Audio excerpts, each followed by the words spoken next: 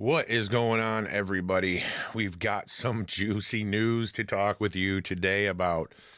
So, as you all know, there has been some fallout in Minnesota, Minneapolis, with the Signalgate chat. If you recall, last year the Signalgate was Pete Hegseth and using Signal because that the government uses Signal. And he said, look, all this was installed on the computers. It was installed on our government phones, all of these things. But someone made a mistake and added a reporter into it. That person's been fired ever since. This is the actual Signal Gate. Okay. This is the one right here. We've found out that the lieutenant governor of Minnesota was actually helping run these. We found out that there was a teacher who was involved. She was like a head of a school or something from Canada that was funding it, which is really illegal.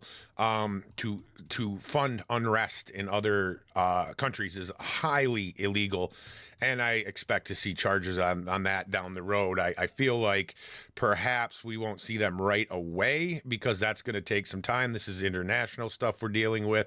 They're going to have to talk to the Canadians. There's going to be a lot of back and forth, let's say, to make sure that that even happens.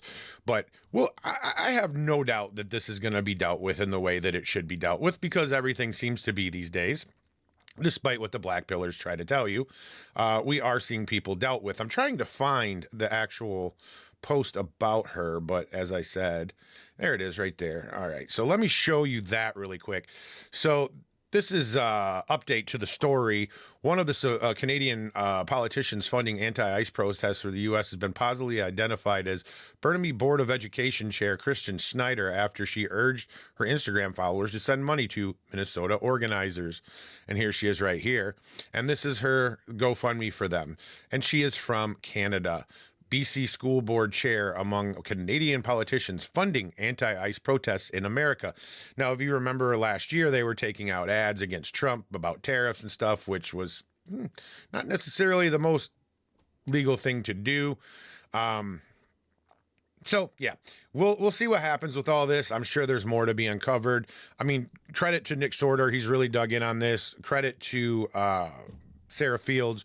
She's the first one to expose it.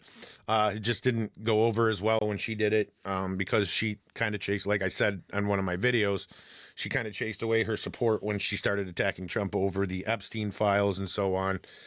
Because they found a bunch. They found a bunch more after taking office and so on, and they decided that, we're going to release these too, but they had to go through them, but then Congress got involved thinking it was going to get Trump.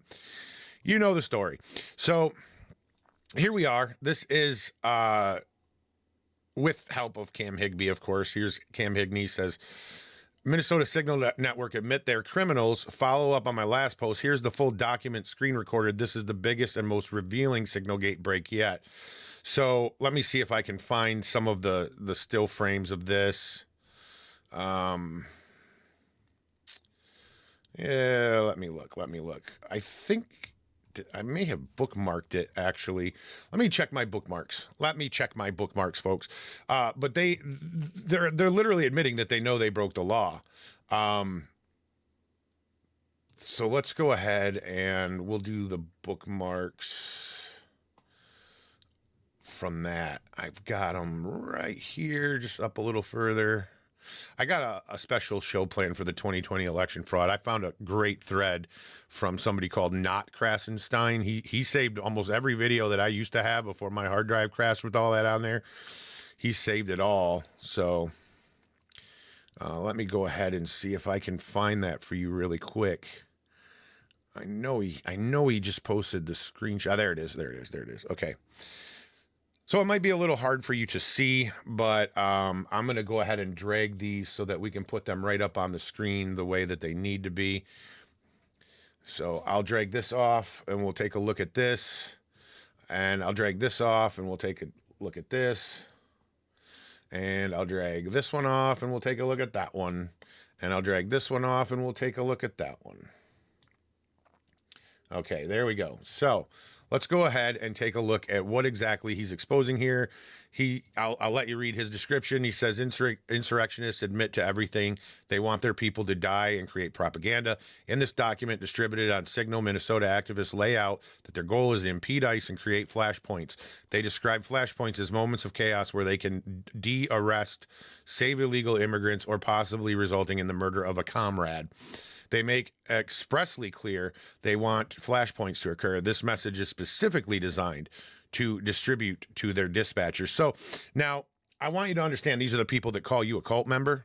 I'm just going to let you know that's hilarious that that's the case. So let me make this a little bigger for you there. Let me see here. I think I'm going to drag this. Yeah, it already is. Okay, so let's get this bigger so you can see it. All right, so dispatch, please advise tactics for fighting the federal occupation of Minnesota. Red-winged blackbird, a collective statement from red-winged blackbird. So that's the front page to it. Here's page 2. Let me make that bigger for you, and hopefully you can read this better once I do. Okay. What are the tips for thinking strategically during a potential flashpoint? Assess the situation. How many ops opponents are present? This includes the overall number of cops, federal agents, and fascists. What kind of equipment do they have? Vehicles, weapons, tear gas canisters, riot gear, etc. How many friends are present? This includes the overall number of people you think are willing to assist with the task at hand. What sorts of equipment do you have? How many neutrals are present? This includes general witnesses, people there but who seem unwilling to be involved, people from the media with cameras and microphones, passerby, those who live in the area, and others. Where are your easiest exit points? And then number 2, that's the important one on here. Determine the goal. Is the goal to stop abduction, de-arrest someone, multiple individuals, create a blockade to prevent ops from coming or going, push back on the creation of a boundary, or something else? Consider what it will take to accomplish the chosen goal, and whether the rest of your present AG is on board with said goal. Is it achievable based on who is present? So then it says, accept or reject said task depending on, whether you should or shouldn't do it based on those particular things. Now, let's take a look at this one really quick. So, ICE Watch, what does it mean to watch ICE? A wide range of people around Minnesota have engaged in the practice of following and monitoring ICE activity. This can be done on foot or in a car. Sometimes this also means showing up immediately to the scene where an abduction, Jesus Christ, is taking place, which is called rapid response. Why follow ICE? Throw ICE off their course, waste their time, and force them to drive away. Escalate at ICE abductions and create potential flashpoints, they say. I'm not going to read the rest of that. It's just more commie gibberish, I'm sure. And then we got this one here, and this is the final one he shared. You can see that other one on his page where he does the screen grab or whatever. So what is a flashpoint? Flashpoints are specific times and places where a crisis quickly and dramatically escalates.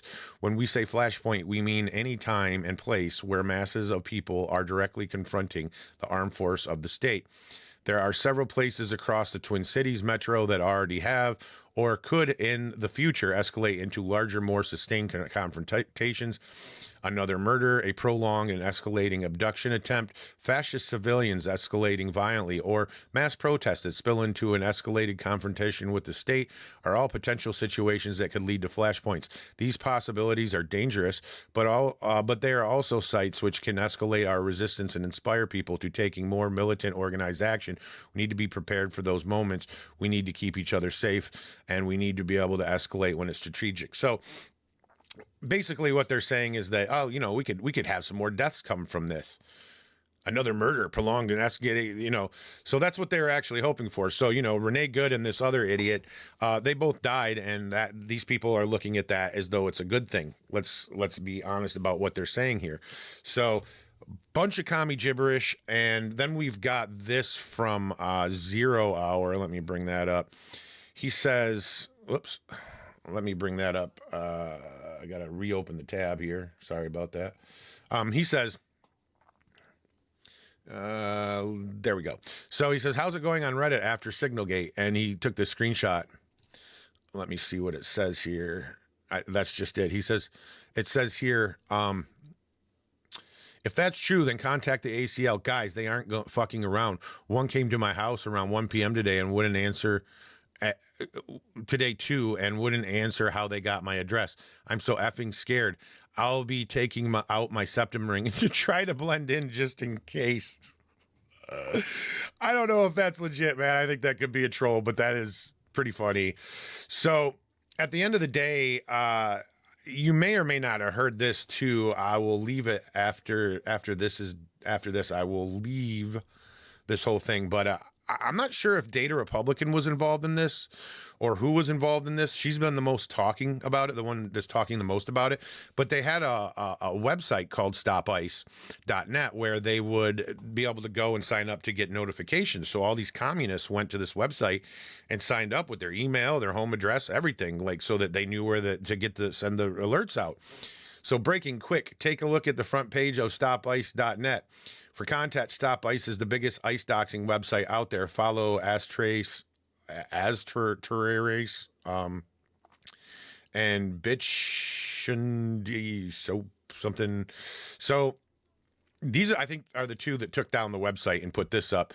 Says, we are not kidding. We sent your names, logins, passwords, and locations to a bunch of government agencies. Sherman Austin is a terrible coder. That's the guy that ran the site.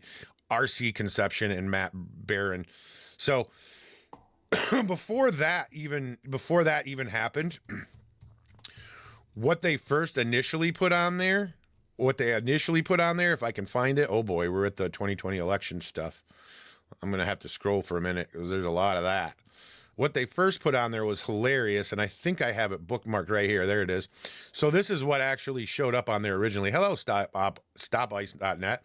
All your logins, locations, passwords, and phone numbers have been given to FBI and ICE. And this is Data Republican sharing this. This would have been yesterday. Major breaking, largest ICE license plate tracker, Stop ICE, has been compromised. These are the two. I should probably follow them, actually. Oh, I was already following that guy. If you visit the Stop Ice license plate tracker, you will note that all their plates have been overwritten with with the following image.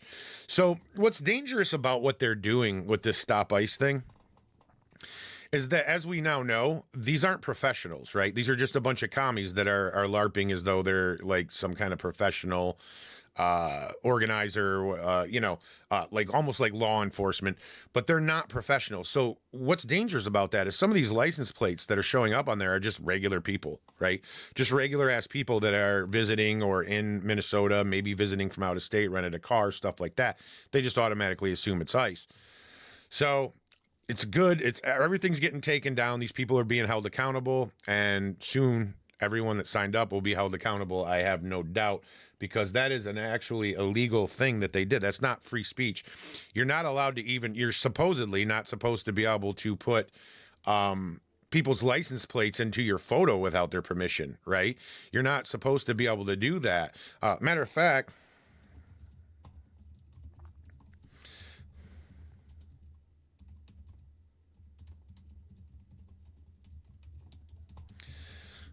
I think it might vary by state, however. I saw, who knows with Minnesota, but this is a nationwide thing. All right. The Driver's Privacy Protection Act of 1994 restricts government agencies like DMVs from doing that. Posting photos of a license plate visible in public is typically lawful as long as it's not part of harassment, stalking, threats, defamation, fraud, or other criminal intent.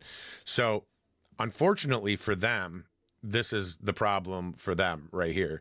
They're taking these, and although it may just not be a photo, it's just a license plate, they are using these for these purposes here: harassment, stalking, threats, defamation, fraud, and other criminal intent. Well, it's not stalking. Yeah, it is. When you follow somebody around based on some information you got off a website, when you follow them around a city to stalk or intimidate them, or even attack them in some of these cases, or threaten them, that's illegal, and that's what they're doing. So anyway, guys, that's really what I got for you on this one. I just thought it would be fun to share that with y'all, because I find that to be completely hilarious that that's happening, and I will talk to y'all very, very soon.